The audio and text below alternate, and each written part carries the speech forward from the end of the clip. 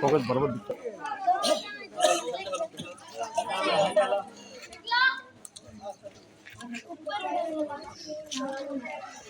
हाँ चला जबरदस्त घंटा हला बेटा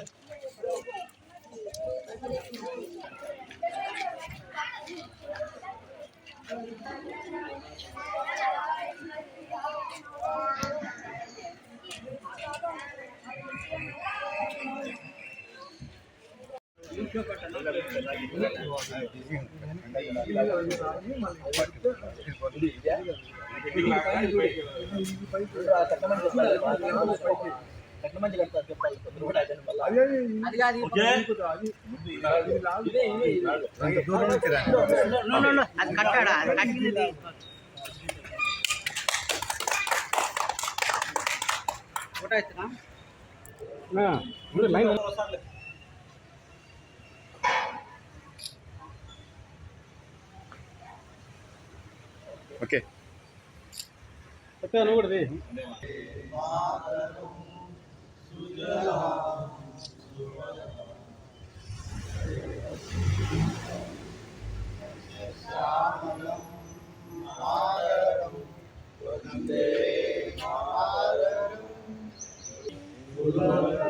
ప్రెస్ పంపిస్తాను ప్రెస్ నాది సరిగ్గా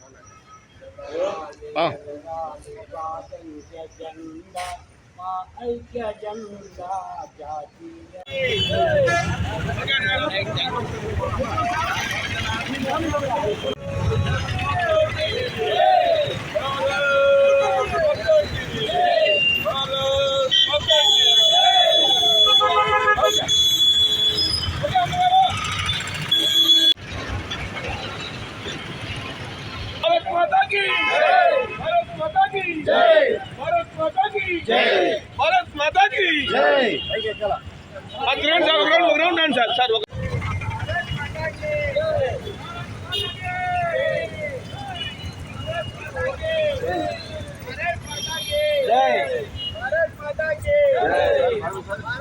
वंदे मातरम वंदे मातरम मातरम वंदे मातरम मातरम मातरम वंदे मातरम।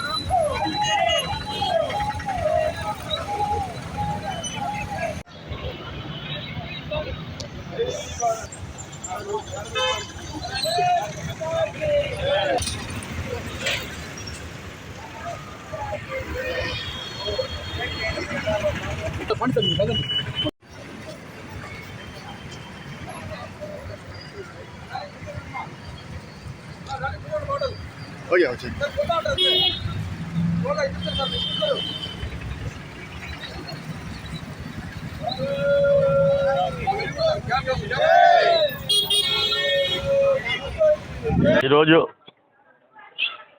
78వ స్వాతంత్ర దినోత్సవం సందర్భంగా రవీంద్రనగర్లో మద్రసా ఫైజ్ ఖురాన్ ఆధ్వర్యంలో ఈరోజు జెండా ఆవిష్కరణ చేయడం జరిగింది.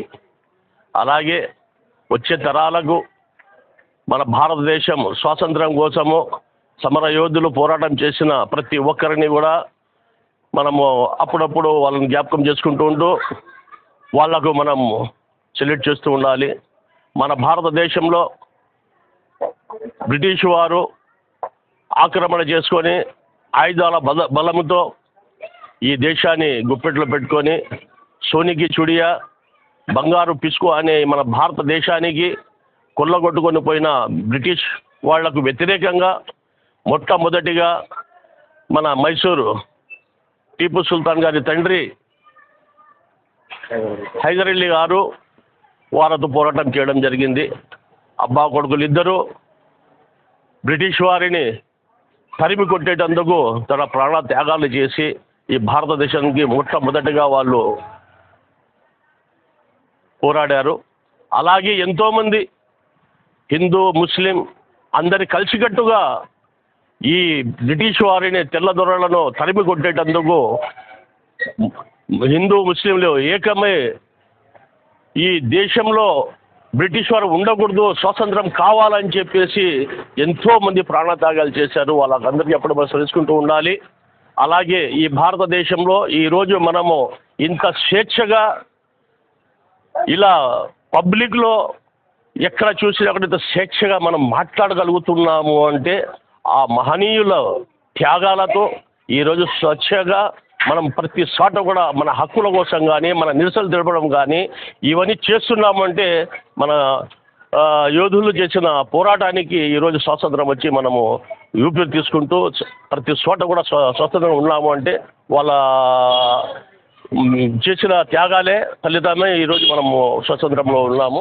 కనుక ఈ 78వ జెండా ఆవిష్కరణ రోజున అందరూ సుఖ సంతోషంతో దేశమంతటా ఘర్ ఘర్ తిరంగా కార్యక్రమంలో పాల్గొని జయప్రదం చేయాల్సిందో కోరుకుంటున్నారు.